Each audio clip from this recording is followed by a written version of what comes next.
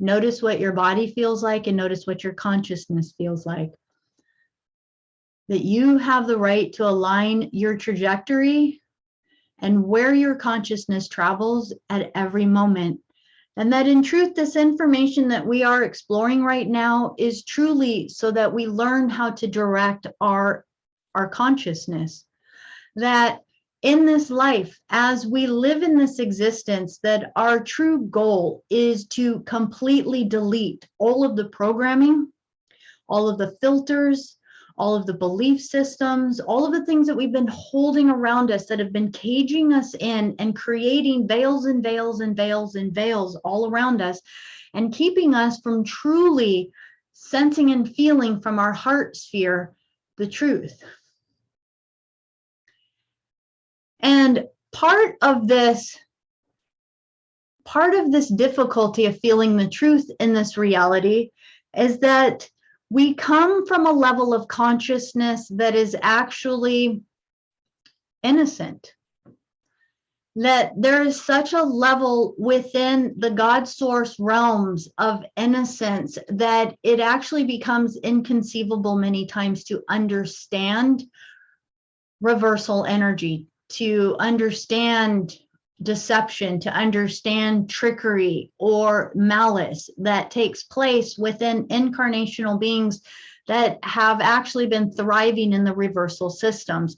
So it creates almost kind of like a having to grow up in these densities in order to re-navigate ourselves back into our true navigation center of our oversoul, and more specifically our avatar God self, and eventually our Rishik God selves, the Rishik solar suns. So as you get a chance to look at some of this, we went over this last week, and this was really just going over how we fractalize out from God's source, and that we really do fractalize in sacred geometry. And most sacred geometry, you could imagine, as it fractalizes out these holograms, it's actually sending out holographic replicas, if you will. So oversoul sending out 12 prisms or holograms of soul, and soul sending out 12 holograms of incarnate identities, or us, that we may be existing in parallel realities, we may be existing in other spheres. And as we start to realize this, that part of our job is to find ourselves within all of this, to find ourselves within the sphere and reconnect all of ourselves, all 12 of our identities, and reconnect back into our soul body. And from our soul body, we want to reconnect all of our soul and pull ourselves all the way back up into our oversoul. And part of this happens through the aspects of ourselves that actually exist already within the soul field, the monad, the avatar. And this is how we are connecting many times with levels of communication with our higher stations of identity. So really, we want to create an incredible amount of discernment. We want to create, sorry, I was reading the chat. We want to create an incredible level of discernment with whomever we are communicating with. And here is the thing that is not always known, but when we actually look at something like, here we are in our incarnate identity, say this golden star here, and we say do some meditation to connect with our soul. Unfortunately, the soul is coming from harmonic universe 2, so dimensions 4, 5, and 6.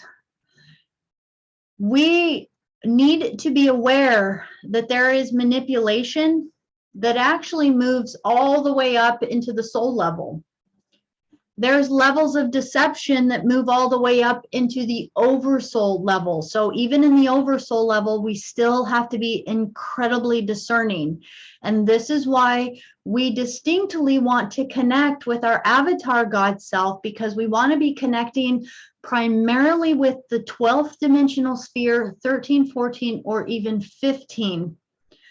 to transcend the levels of deception. And today we're going to talk about a little bit of where that deception came from. So again, remembering that the stream of God consciousness is really entering in through our heart, and it moves through all of the dimensional spheres. So in truth, one of the most important things that we need to reanimate within this lifetime is actually our heart sphere, to break away all of the walls, to break away all of the limitations that we have. And as we do this, it actually starts to re-imprint our DNA. And our DNA actually is pretty incredible in the sense that as it's replicating, it is absolutely fully and completely becoming something brand new in every moment. That every time it's actually rewriting itself, that every bit of thing that we are healing. So when we are dreaming, when we are healing things, say with our mother, when we are healing things with past situations in our life, it is literally getting changed right here in this coding, right within our DNA.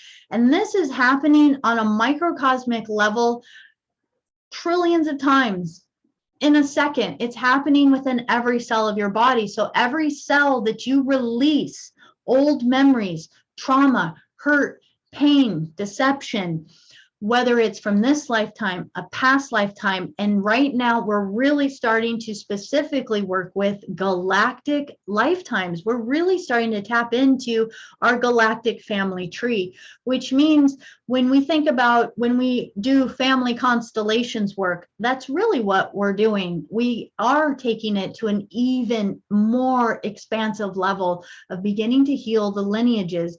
But it's important for us to know who our family lines are, who are our ancestors. So to start off a little bit, I want to backtrack a little bit. Within a lot of the information that I share, whether it's on the members page and the blog, I reference a lot of the information to the energetic synthesis website, to the Galactic Sciences, and various other resources. And the reason why I want to tell you I've been drawn to this work is because I remember it from my past lives. I remember it from other incarnations. And so therefore, I am so grateful that we have it accessible at the degree that we have it in this lifetime, because this is information that is coming from what we're calling the CDT plates. So they're the Cloister Dora Tora plates. Now, if you have read any of the information from the Anton Parks books, I highly recommend those. Those are also something that triggers a lot of memories for me. You are going to find that in a lot of different resources, you will see that information is held primarily on crystals and on discs, crystalline discs of information. So the Cloister Dora Tora plates, the CDT plates, are 12 silver metallic discs that are actually libraries of information that hold holographic recordings on them. So they are very specific, sacred texts and writings that hold the mechanics of this 15-dimensional time matrix. So these holographic discs have tremendous amounts of information, and most of the information that we have been gifted through the writings of, say, the Voyagers and the Galactic Sciences, and through the work of Lisa Renee in energetic synthesis, has been actually coming off of one CDT plate. There's 12 of them. Most of them are being kept safe. Most of them are in the hands of benevolent beings, but they have been taken before and used malevolently. And this, the last time that that was done, it was specifically done by the being that we know as Toth.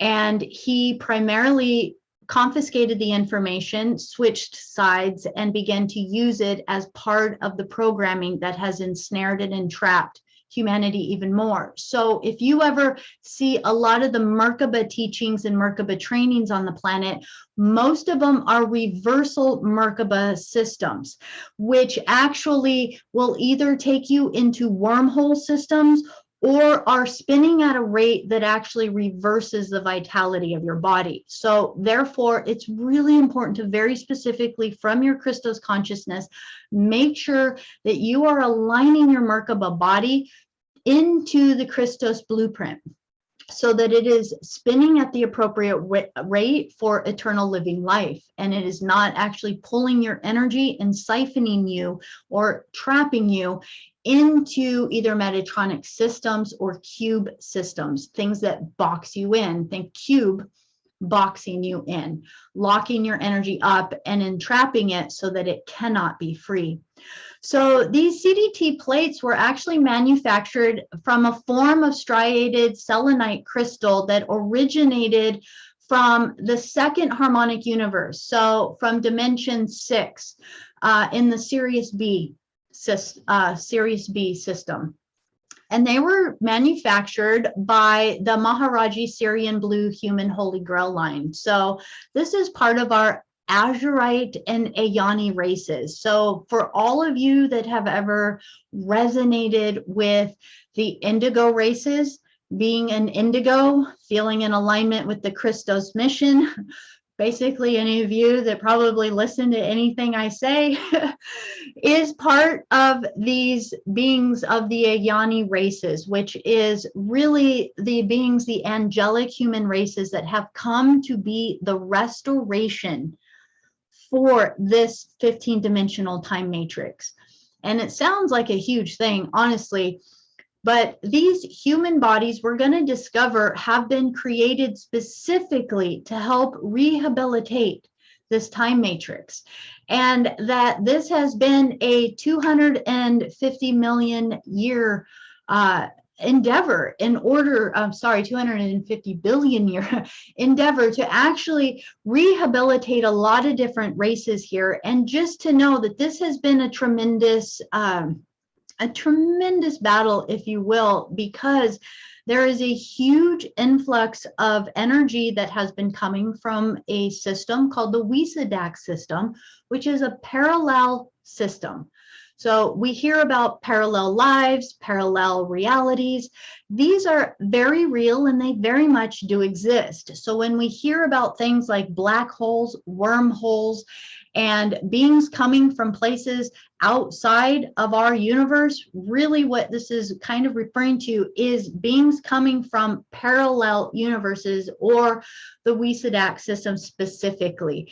And this is actually a breakaway. It was supposed to have been whole with this universal time matrix, but it broke away and therefore became a reversal system, but it also still had the potential to rehabilitate.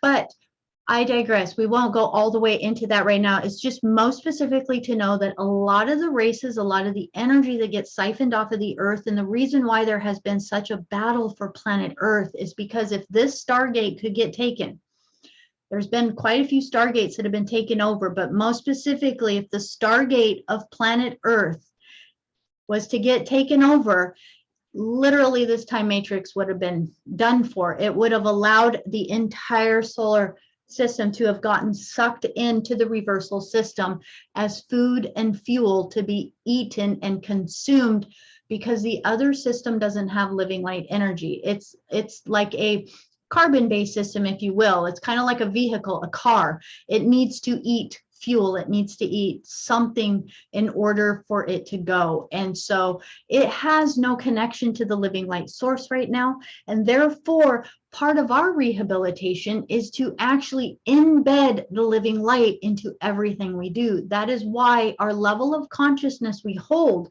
in everything we do. I don't care if it's washing dishes. When we wash dishes with an absolute of divine Christ light within our heart, where we're holding the 12th dimensional sphere or higher of consciousness within us, we are actually embedding into this reality the rehabilitation codes, the fire letters that are required in order to rehabilitate the system. So within the Anton Parks books, you are also going to find in there that they specifically talk about something called the Ugar or the Girku crystal. And so this also comes from the Sirius B star system. And it also is a record keeper and a holder. It holds all of the information. And you're actually going to find specifically, I believe it's in the first book, the Dream of Nerea, that the bulk of the book is actually given as a record and testimony from off of the crystal. Now, I will tell you one of the reasons why I really resonate with Anton Park's books is because when you hear his story, you realize that this is just information he was able to tap into. He was a child when most of this was coming through. So as you listen to it, hear it, and see it, I will tell you that there is so much that lines up in parallel informational streams of energy that give us a different perspective of the beings, of the races, and how the battles took place. So when you get the impression of how these battles were taking place, how beings are cloned, how new races are created to many times combat another race, that you can see how the progression and the digression happened throughout our galactic history. So within there, the Anton Park's books, we're going to talk a bit about some of the higher dimensional beings from the Sirian system. So there, just to be very specific, there is Sirius A and Sirius B, and then there's another location in the Sirius star system.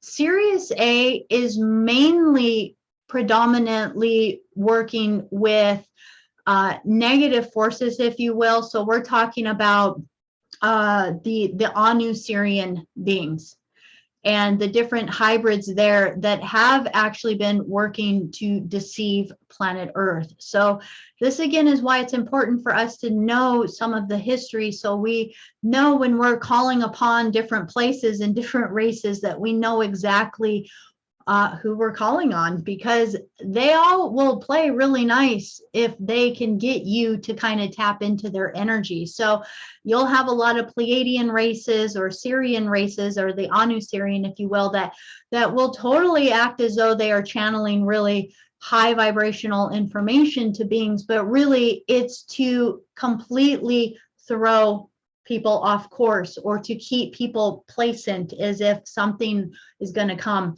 and help them or save them. So there's just subtleties in all the information that comes through that we need to be very mindful from. And also to know very specifically as well that any race, and this is just how it is, any race that is actually lending assistance at this time right now has some level of investment, that they have some level to the degree of how healing this reality will either benefit them or how creating more discord here will benefit them.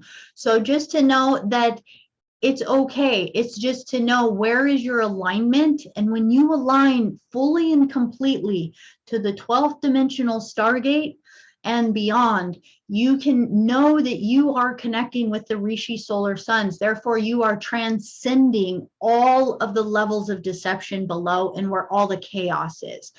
So this is a really cool image to start to show how massive some of this energy is, and that these beings that we are dealing with, when we think of the solar rishis, they are massive gestalts of consciousness. And these gestalts of consciousness would come out as, say, like the Aeon of Sophia wisdom, the Aeon of the these beings that come forth and breathe out and birth in. And so I want to just kind of give you an idea that when we talk about this level of consciousness, it is a level of consciousness that is far beyond the pretty much any conceptualization that we can have in a human mind. But at the same time, it's beautiful to begin to imagine that right here, we are looking at an entire solar rishi.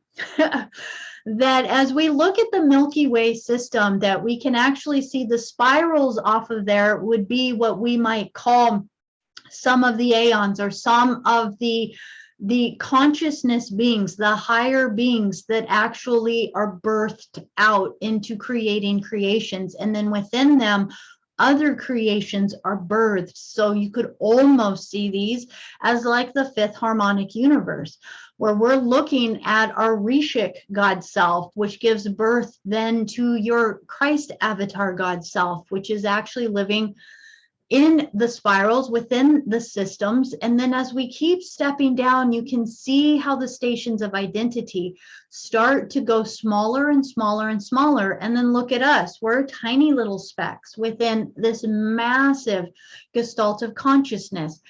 But as we realize it, if we were to look at it as a whole, we are part of the whole. We are part of this entire system. We are one of the cells that is living and breathing within this. We are not just a particle. We are not separate. We are not alone. So the cosmic matrix is really a structure that contains 15-dimensional universal time matrices. So this is something we're going to go over and over and over again, which will allow us to kind of understand it better. But that the cosmic matrix has multiple of these 15-dimensional time matrices. So therefore, we're understanding our own, which really comprises, I'll show you on the next pictures, kind of what our sector comprises of.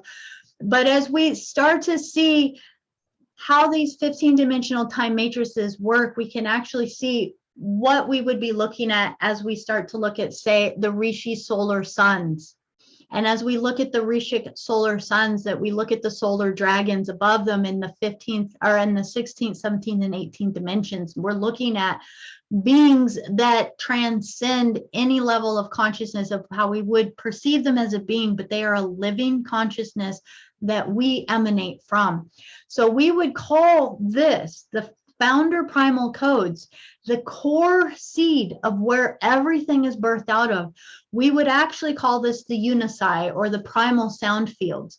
And this is the place of at one-ment. This would be like, if you will, the 0-point fields. From this place, and once you go so deep into it, we actually enter into the sound fields.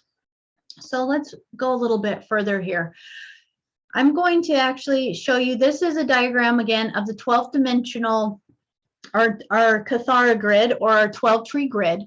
And I have sent you guys this in emails before, but this is a diagram that shows how each of these spheres actually exists within inside of you. But this right here is showing the galactic stargates on here. And I'm going to break it down on this next page over here.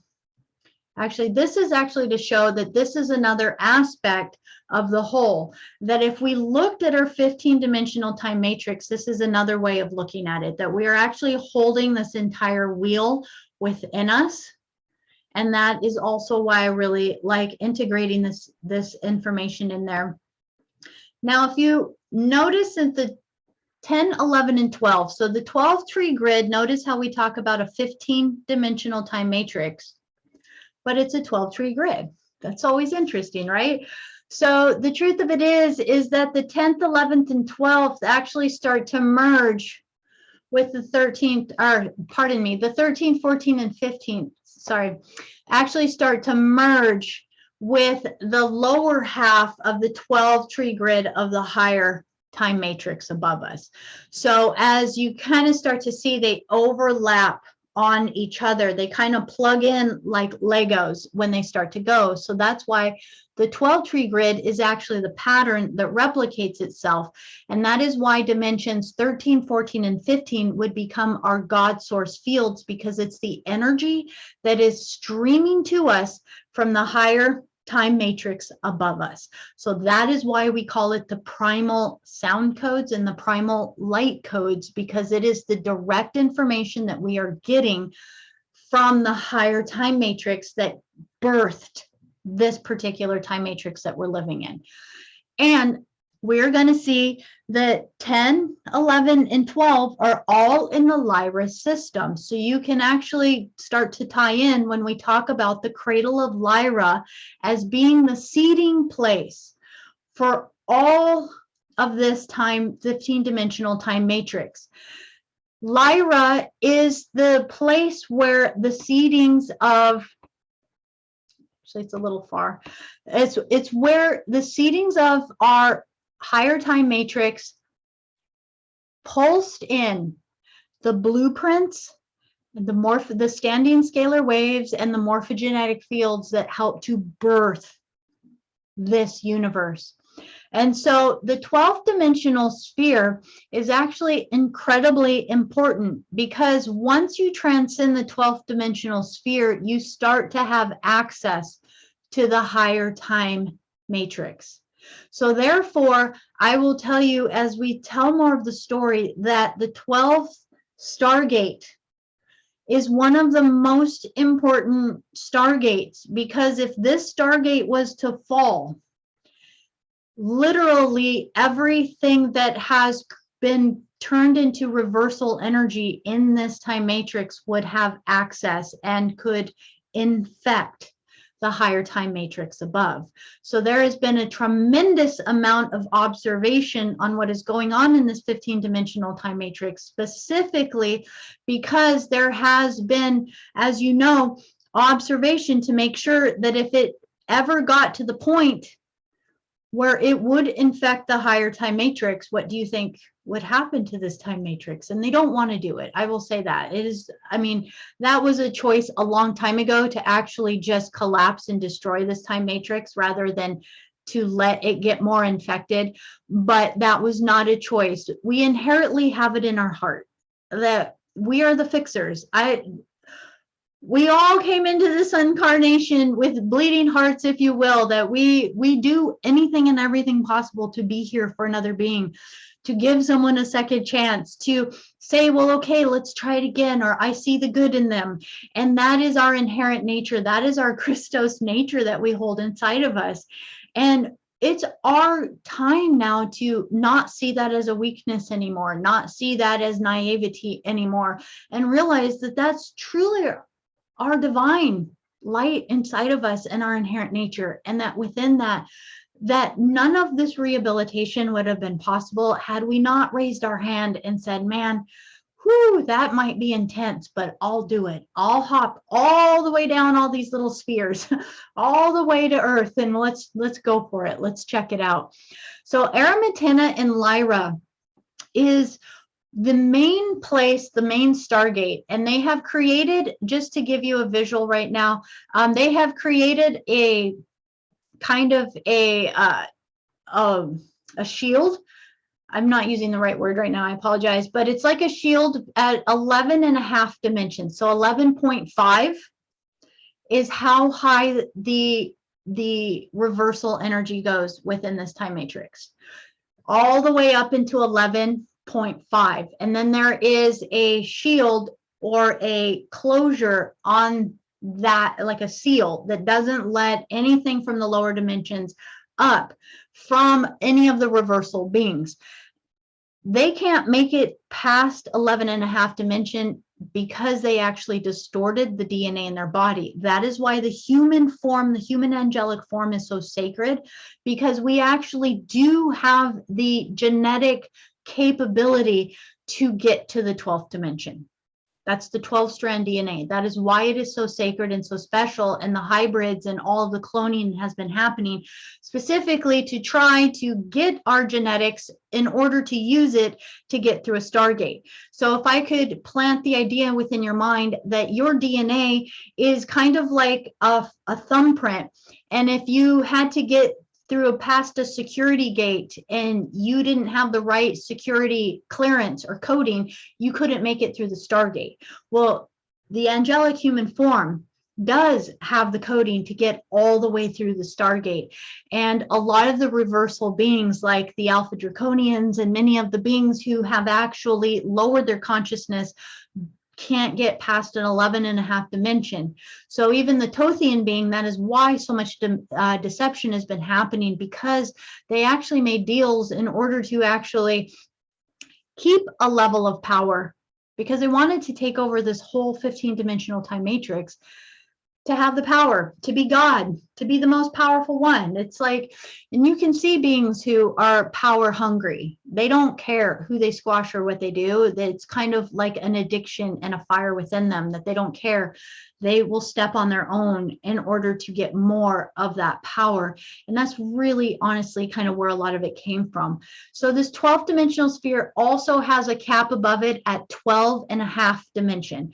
So there's another protective seal there that is also being guarded by very benevolent beings who are protecting the Stargate. So when you hear many times about the guardians that are protecting and guarding Stargates, this is specifically what it is. It's making sure certain beings don't go through, because if they go through, then they have access to another spectrum. And immediately as they bring that energy into the other spectrum, it's as if all of that coding can infect that new sphere. So think about if your hand is dirty and you put it in a glass of water, you automatically contaminate the water to a degree like that. It's similar, but not quite. So as you see this, each of these spheres is also a galactic stargate. So GSG is Galactic Stargate. And just so you get an idea, each of these spheres, 1 through 12, corresponds with a chakra point on your body. And just to bring your awareness to this form, and again, I will have a lot of this available on the website, but we've looked at this one quite a bit. But when you look at this, these are all of the chakra points that we have on our body.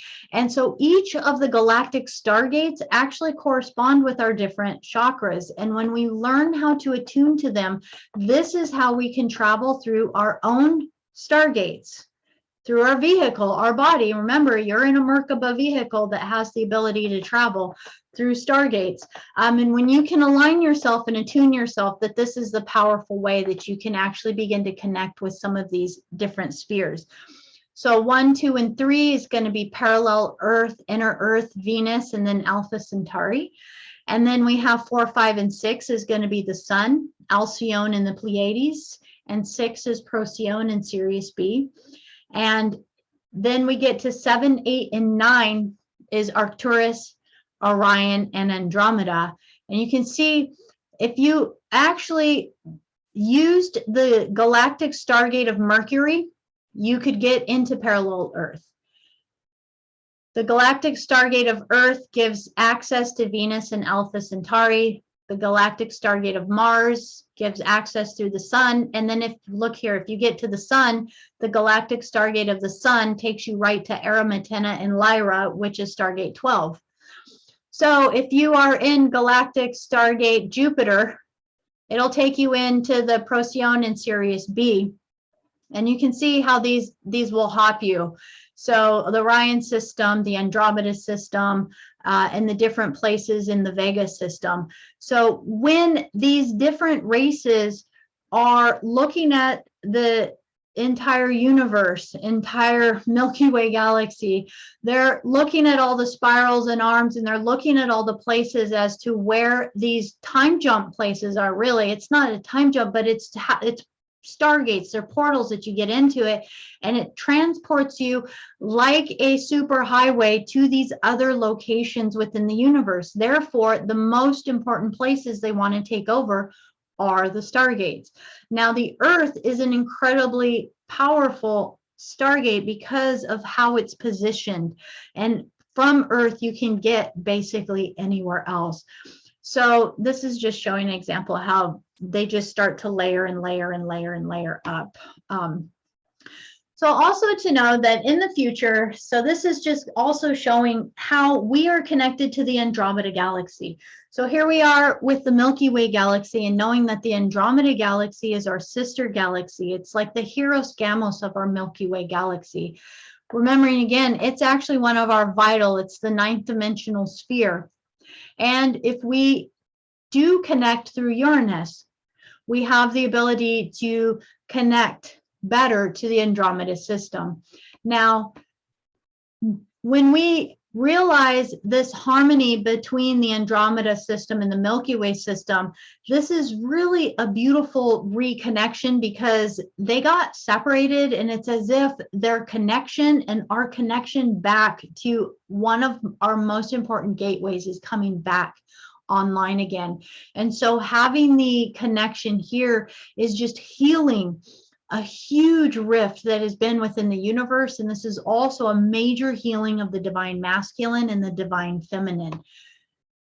So as we start to kind of play a little bit more, so now we understand that there's massive levels of fields out there. And so what are these massive levels of field? And I'm just going to give this as just a precursor to some of the energy we're going into. That we're going to start today with pretty much what is the primal source? Where is this primal source? And we've been talking about it as really being the 13, 14, 15, really interconnected with the 16, 17, 18, the solar dragon fields. So 950 billion years ago, we can actually look at the creation of this universe. That this universe is about 950 billion years old. And that when the higher time matrix above birthed this time matrix, that it originated as a standing sound tone. So for those of you who have heard that the primal sound of the universe, the sound of creation, is the Om, and that the primal sound then created everything else. First was the word. The standing sound tones reverberated at such a frequency, and when the three primal sound tones came down, so think of this as three entities. Now, normally when we say entities in this realm, we're thinking about astral beings, but think about entities as gestalts of consciousness, massive fields of consciousness, massive sound fields of consciousness that came from the higher time matrix above. And there were three, think of it almost as three fields, so kind of like three families, but think of it as three fields, sound fields that came down. And when they came down, as they toned their sound, and you can imagine, I mean, it reverberated an entire universe, and the sound was so intense that it began, when sound started to touch itself, that it actually started to create arcs. This is where you get all of the words in our history: archangels, Ark of the Covenant, the different ways that you hear arc over and over and over. Is what's happening is the sound tones came, and as they started to merge with each other, they actually created arcs. And as the arcs started to form, the three primal light fields were created. And we are talking about the blue flame, the gold flame, and the violet flame. Now, these really are the founders when we think of the threefold founder flames, the cosmic trinity, the God source fields. This is it. These are the original sounds that created the original light that birthed this whole 15-dimensional time matrix. Now, as it began to step itself down, think of this. This is actually the image of a cymatic heart geometry going in golden ratio. So the sound is coming, and as the sound comes, it eventually, as it merges with other sound fields, creates light.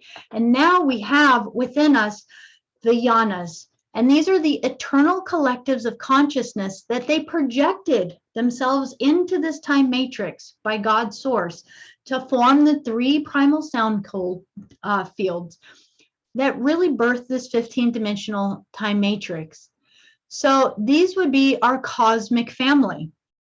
When we attune ourselves, this is the fields we really want to attune to. We really want to come back to our original blueprints, that we can be the uniqueness that we are within this creation and all the experiences that we've been. But when we keep attuning to these primal light codes, our cosmic family of consciousness, what we're really doing is we're aligning ourselves and dissipating anything that doesn't match up. So any of reversal codes, any of the geometries or the light language that doesn't actually match or fit the geometry of our cosmic family of consciousness will actually start to restructure itself to balance itself back to our original light codes, of which we are inherently drawn. So this is the fields of energy where the indigo races came from. These are our geomantic entities. They're ultra terrestrials. So we would just see of them as beyond any form. So these are the pre-matter sound fields and light fields of the primal, our primal cosmic family. Now, as you sit and think of this, now you think of these sound fields and the light came, and think of a seed when you're seeding your garden. And think of something like even, you know, these little seeds for lettuce. They're like the lightest little fluffy things, right? And you throw them in the dirt and they begin to grow, right? So now think of these primal sound and light fields. The yanas are coming in and they are seeding this universe, and they chose Lyra as the seeding place that held the primal light codes of the beings, the races that we are today. So now as you kind of start to see that, it's almost as if these ultra terrestrials planted the light, and the light became the beings, the races that were genetically created within this universe. And for 750 billion years, there was peace and harmony between these races. I really want to keep reminding us of that there was a very, very long time that there was peace, harmony, expansion. So the seeding of the races, think of it, 750 billion years, a lot of progression happened.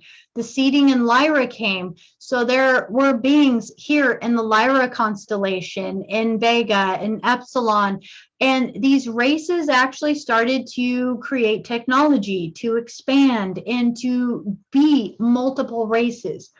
So we're going to see that the first seeding and the very first strand of beings that were created from the blue flame, these are the Emerald Order or the Elohim. So when you think of the Elohim angelics, this is really kind of the original place from it. Now, just to know, you can't just say, I align myself to the Elohim. The Elohim has been cloned and genetically manipulated into many, many different races. So there's lots of different races of Elohim now, currently today. But the original Elohim, or the Emerald Order of the Elohim, the Anahazi feline races within the Lyran 12th Stargate of Aramatena. Now remember, races are created to generally be guardians of particular places. So this race was created to be the guardian of the Stargate there, the 12th Stargate. These are also known as the founders of the Christos races and the Aeoni Grail lines that include the Oraphim. So these are many of the founders of the interdimensional free world councils, and really the beings that have been upholding the Palladorian covenant. So basically the Emerald Order, upholding divine law and right order within the universe. So we can really align ourselves in so many ways to the blue ray energy, the Elohai, Elohim, the Branau order within, you know, the 13th and 12th dimensional spheres. Now, this is probably one of the memories that I earliest came to remember within my own galactic history. And it wasn't specifically the seeding moment within this race, but I very much remember life in that constellation at that time, being in a physical form and working with the higher yanas, the beings that were still ultra-terrestrial, who are not taking on physical form. So when you see that there are the Lyran races within the 12th dimensional sphere and the 13th, most of them were not in physical form. It was still pre-matter form. They were in such a high dimensional state that they were guarding these places, but having levels of consciousness and also having experiences of incarnations down a little bit lower into density in order to have the experience of physicality, physical form, and working with the planetary spheres. So this is basically the first angelic races of the Christos founder races, right in the cradle of Lyra. And as we kind of get to know this a little bit more, we would start to begin to see them as the Lyran Syrian whites. And these, again, they were appointed to be the guardians of the 12th dimension, and they are still guarding the 12th and a half dimensional sphere at this time. And this is basically, again, because this is a very powerful passageway that would allow access into the higher time matrix. So now the second, I have these actually backwards. The second ray of light that came down, the second sound tone, created the gold flame, which was the second light. And the second race of beings that were created to guard the 10th dimensional Stargate. So the 10th dimensional Stargate, just coming back over here, have to get these organized a little better. The 10th dimensional Stargate, we're looking at Vega and Lyra. So I want you just to, so I don't come back here, Aramitena was the 12th one, where the original war was starting to want to take place. Avalon and Lyra is the original race that started to actually create discord within the universe. And then the 10th dimensional sphere is in Vega in Lyra. So just to know, the first three sound tones, the first primal sound tones that came in, created the first founder races. And each of these three first founder races were in charge of 3 stargates within the Lyra system. So again, Lyra, the seeding place of all of this 15-dimensional time matrix, it all started there. And then these were the 3 sound rays that came down, and you can see that each of the seedings started to create species that looked different. They had different gifts, different capabilities. And so here we are with the second sound tone, the second sound wave. This is going to be looking at the blue avian, the Athean, so the mantis beings. This is also the high dimensional insectoid, reptile, dinoid beings. So this is where a lot of, when you start to get into Anton Park's books, when you really start to see the Amasutum, the beautiful divine feminine beings, the birthers, the creators of beings, of races, and of universes, that you can actually start to see that many of what we would think of as reptilian or even draconian beings were originally seated as very Christic and divine beings who were in alignment with the divine universe, in alignment as a whole and working together. So these beings were working to hold space here. And this is going to be the beings where the draconian lineages will be coming from. And as we actually go back and start to see now the violet flame, we're going to see is the Braharama, the Brenau, the amethyst order. And this was the third light tone, the third light seeding. So they took care of the other Stargate. And this is the 11th dimensional Stargate in the Lyra system.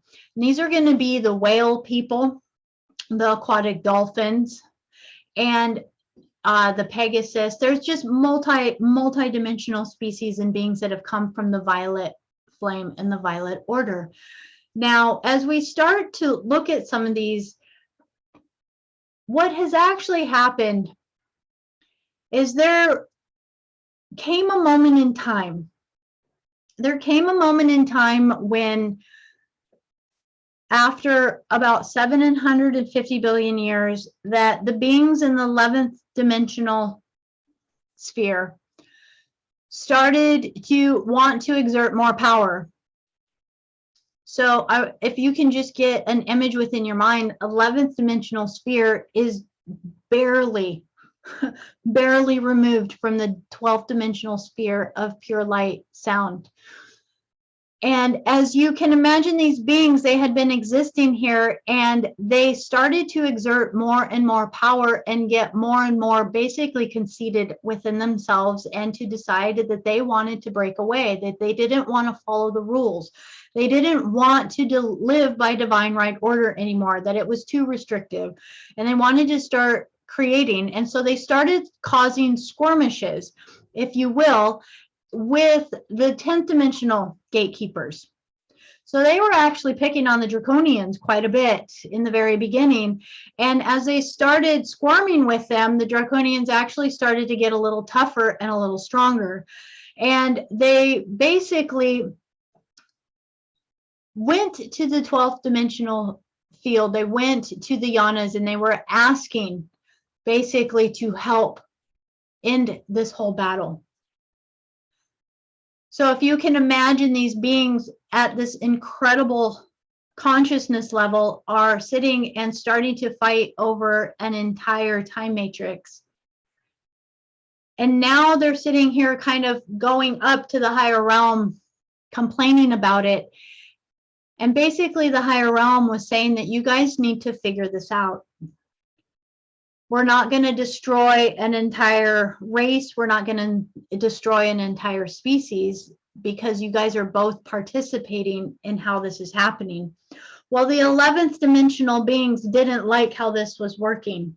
So within the Seraphim lineage, they did not like how this was working. So they said, well, if you're not going to help us, then we'll not only destroy them, but we're going to destroy you.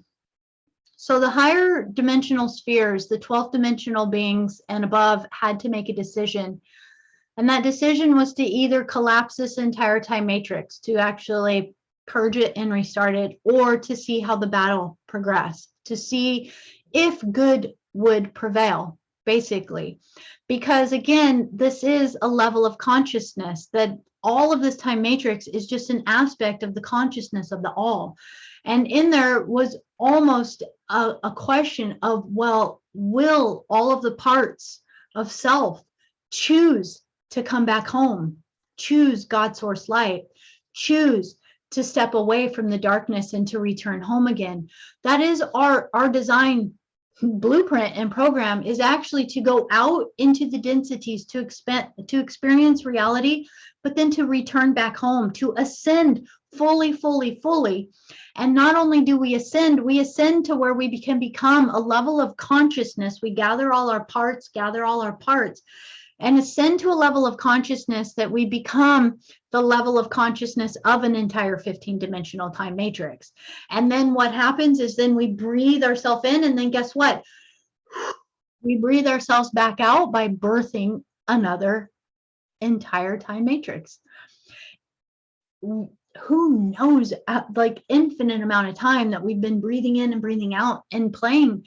Maybe this drama, maybe other dramas. Maybe we've had to collapse our time matrices before. Maybe we didn't. It's an amazing experience when we sit and think of how infinite we are. And even though it feels like forever just in this time matrix, that we can realize that it has been, the 950 billion years is actually still so small, considering how vast all of the all is. And so as we begin to explore this, we're going to see that the solution was to create the seal points, at the 12.5 dimensional sphere, in order to make sure that there was a cap, so nothing from this time matrix would leak above into the 13th, 14th, and 15th, and up into the higher time matrix. And therefore, this is where the battle and the war of Lyra took place, the fall of Lyra. So as we can actually start to look within our history, that when the Battle of Lyra took place, and this is actually personally where my memories come in, is distinctly remembering the experience of actually watching an entire planet be destroyed. And I can talk about it now, but I will tell you it has taken me a lot of clearing and processing to actually get to the point where I can actually have this conversation with you without breaking down, because it has been that painful. And we are all holding different wounds like this. That in that moment when that war took place in Lyra, that such a tragedy took place within our universe, and that the weaponry that was used and the battle that ensued created a black hole. It created a devastation of a planet. And when that happens, it creates tears and rifts within the fabric of the universe, and it creates the fall of consciousness. Now, what happened at this time is some of the higher dimensional beings, of who we are. So if I could just say, we are a part of the higher dimensional beings. We are them, but in a very distant aspect.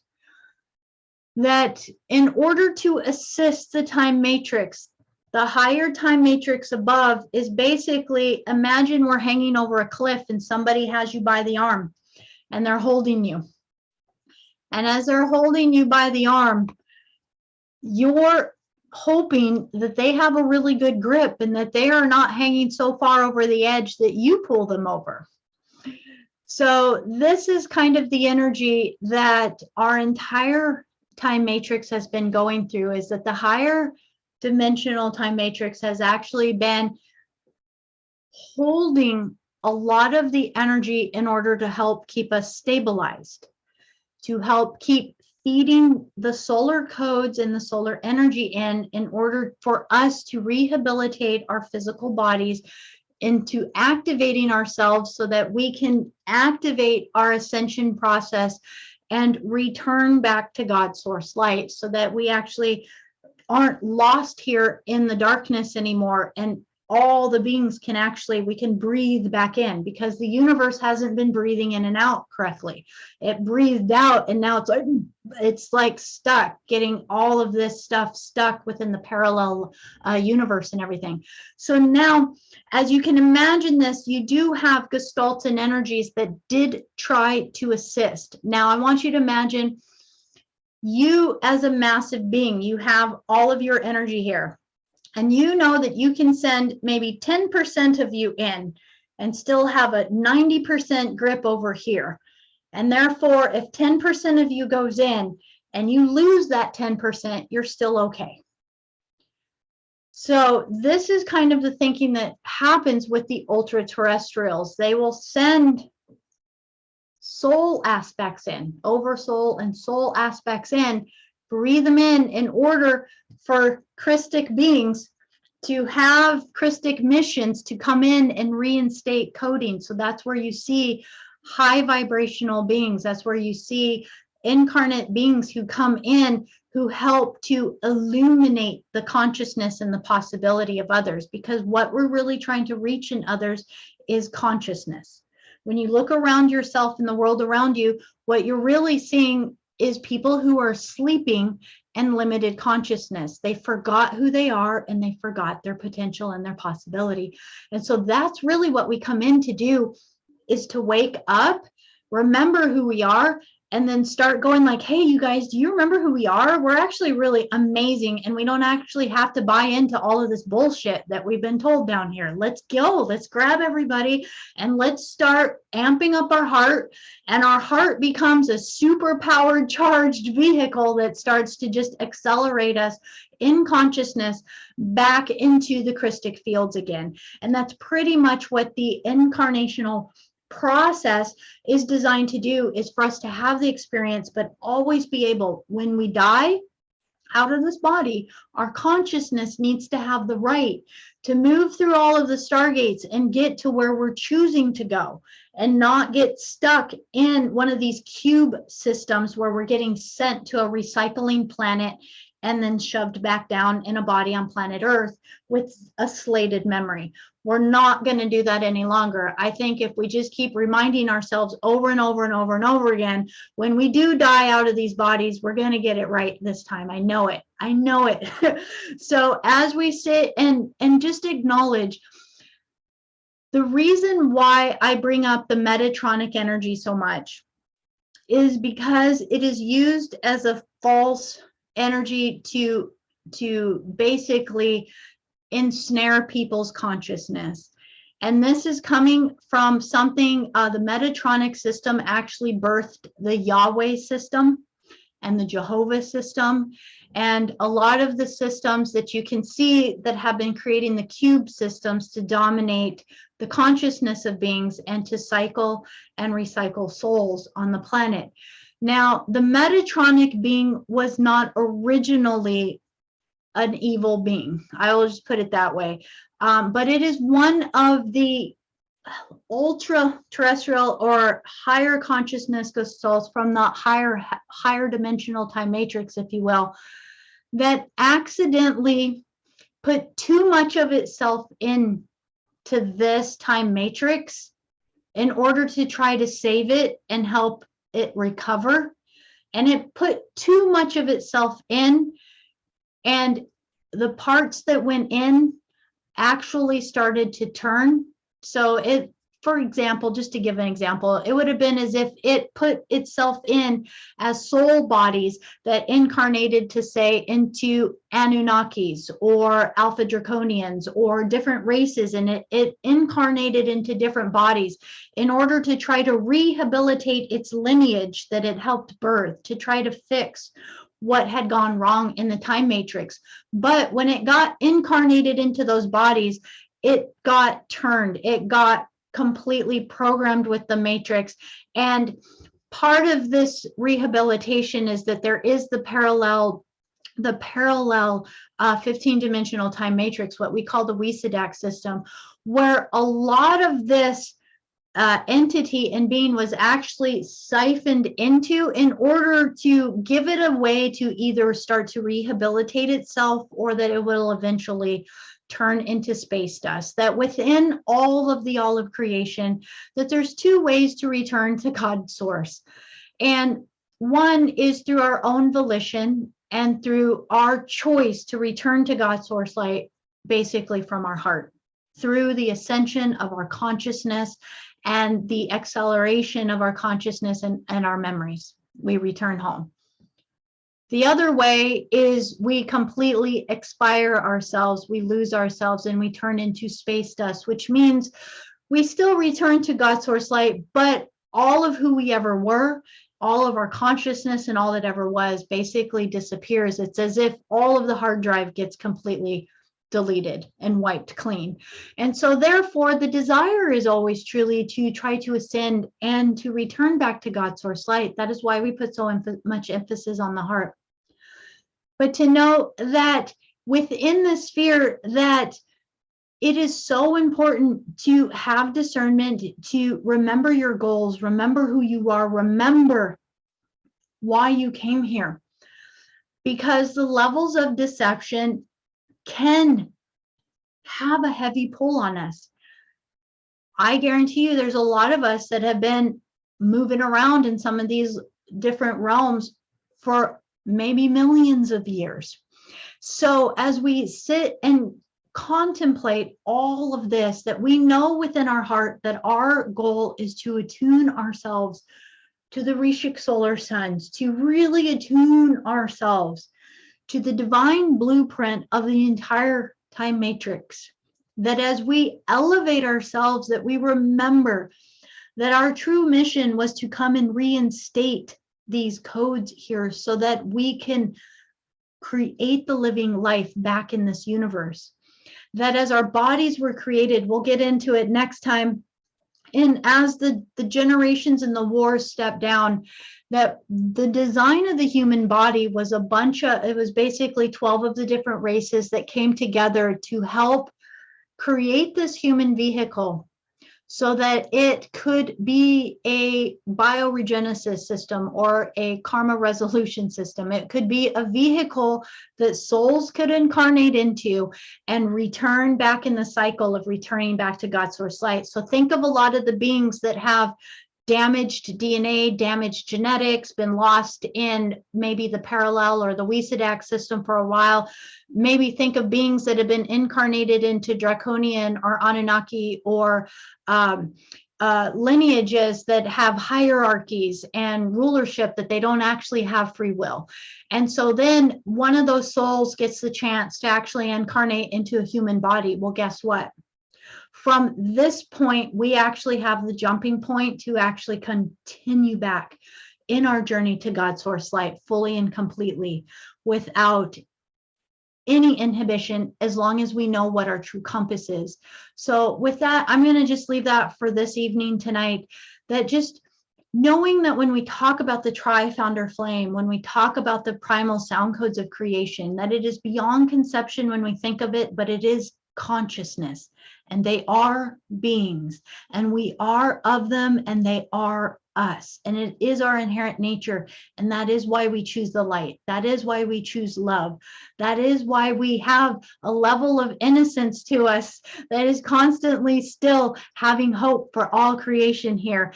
And I don't want any of us to give that up, because we are coming together. The consciousness is coming together. I can feel it. And it is just part of the cycles, just to know that God's source light and the higher dimensional consciousness, these ultra terrestrial beings, they know the cycles of a universe, and they know that everything has a cycle and it will play out, and that in the end, it all has to return to God's source light now. And now's our chance. You can feel this acceleration happening. It might feel like our day goes really, really fast and it's hard to think, but who cares, man? Let's take the light stream and let's ride the train back home. So with that, I will just leave you guys this evening. I love you guys so much. I'm going to post on probably the blog a lot of the pictures so that you guys can have these charts to look at. Please utilize the PDFs on the page. They're available for you so that you can actually read a lot of this in a little more detail if you want. So I love you guys so much.